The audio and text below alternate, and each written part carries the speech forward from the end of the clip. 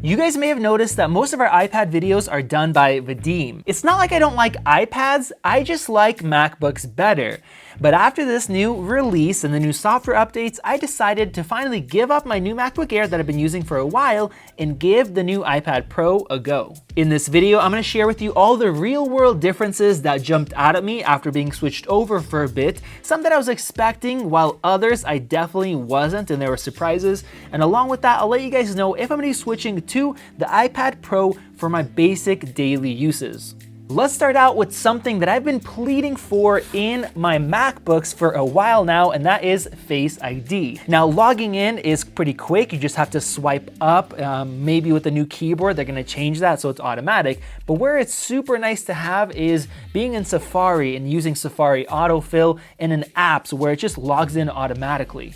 The next thing that I noticed is that the touchscreen is surprisingly useful. Now, at first it was kind of weird just pecking at the screen all the time, but I did have to use it because I don't have a trackpad, and I did find that for certain things it is quite handy.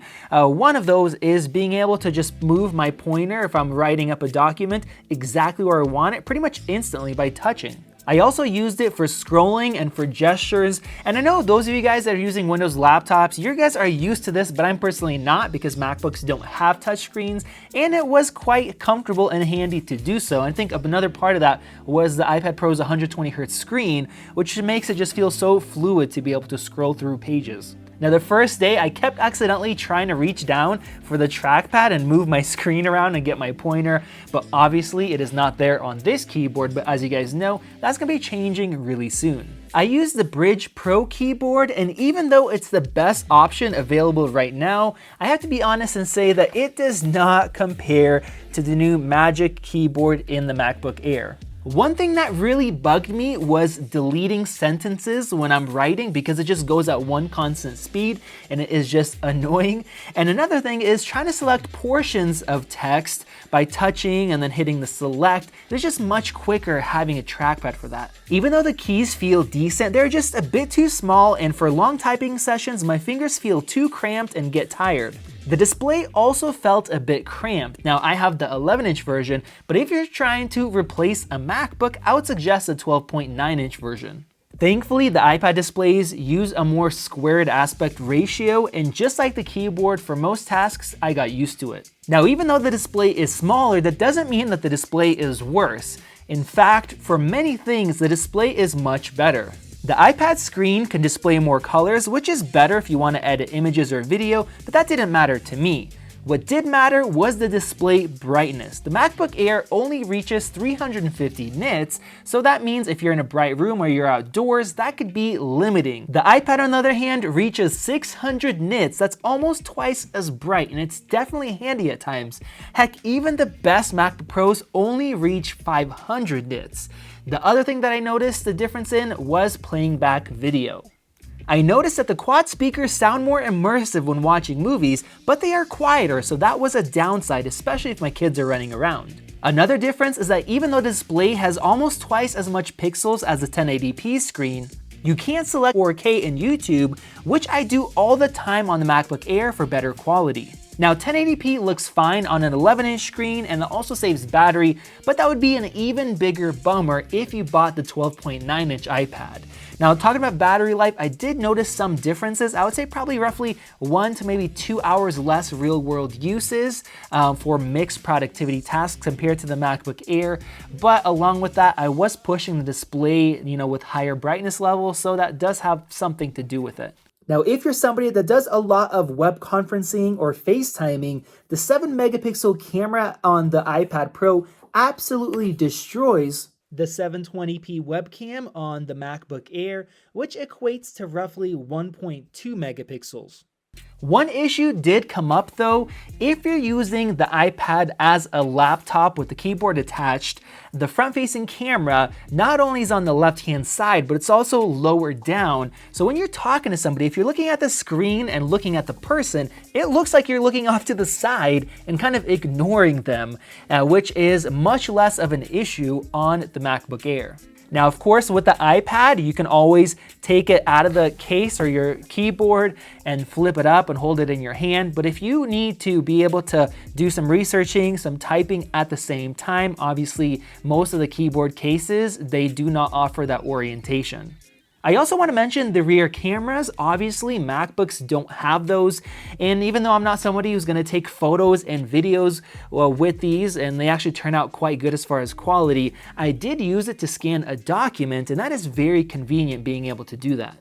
You also get LiDAR for augmented reality, and that might be convenient for some people, but I just didn't use that. And one thing that is missing on the iPad is a headphone jack. Now, personally, most of the time I end up using my AirPods anyway, so it's not something that was an inconvenience to me. There's not many ways to quantify the performance difference between these two, but I used Browser Bench in Safari, and the iPad scored 150 compared to the already quite high score of 112 that the MacBook Air got. Now in the real world, the iPad did feel a little bit more snappy, but that could have just been that 120Hz screen that makes everything feel super quick. The other thing I never got was heat on my lap, which is sometimes noticeable after using the MacBook Air for a while. Comparing a few more metrics, in Geekbench 5, the iPad scores a massive 4,688 compared to my best ever score with the Air that was 3,934. And that's a score I got when I liquid cooled my MacBook Air. Out of the box, it got 3,231 while running quite hot. There's also an i7 option for the MacBook Air, but it doesn't run much faster because the MacBook Air has inadequate cooling for these quad-core processors. The other performance difference is Wi-Fi.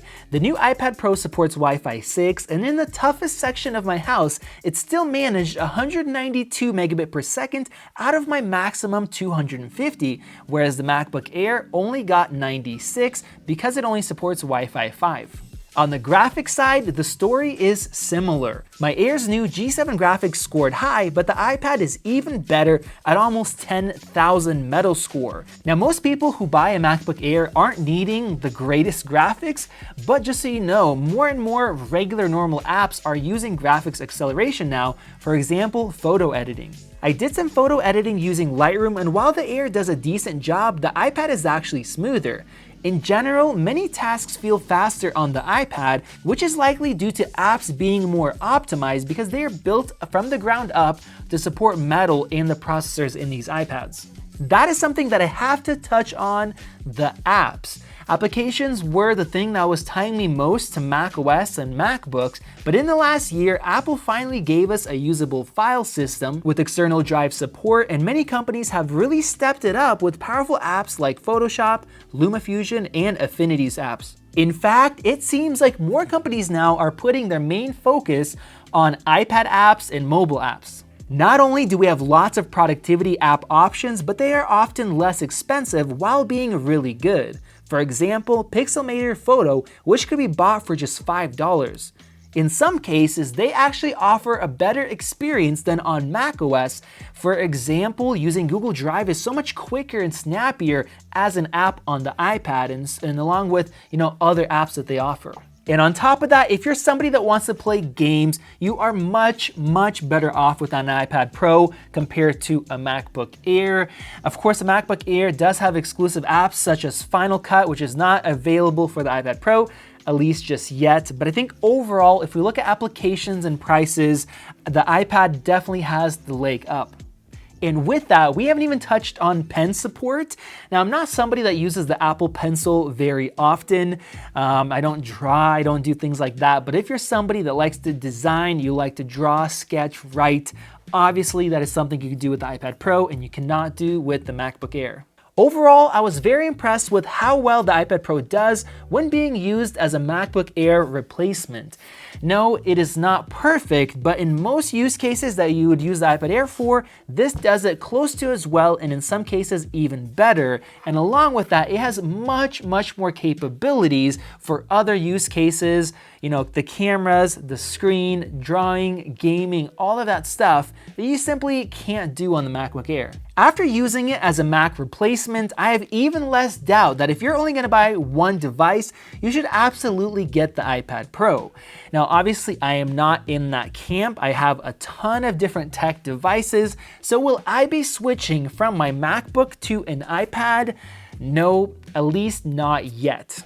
There's still something great about a standard, well-balanced clamshell notebook, especially one like the MacBook Air that has a fantastic keyboard and trackpad. What I do mostly with my basic device is web browsing, research, and scripting, and the MacBook Air just does a better job at those things. iPad software has finally caught up and it is good enough, but the hardware is just not there yet, which is why I'm really intrigued with that keyboard. Now there are going to be other options like the new Bridge that has a trackpad, but I am guessing that Apple's is going to be the best one. I think that floating design is going to be amazing, allowing the 11-inch size to be more usable, and it will help in cramped spaces. That extra USB-C port will be nice to charge or for using a headphone adapter while leaving the other one available.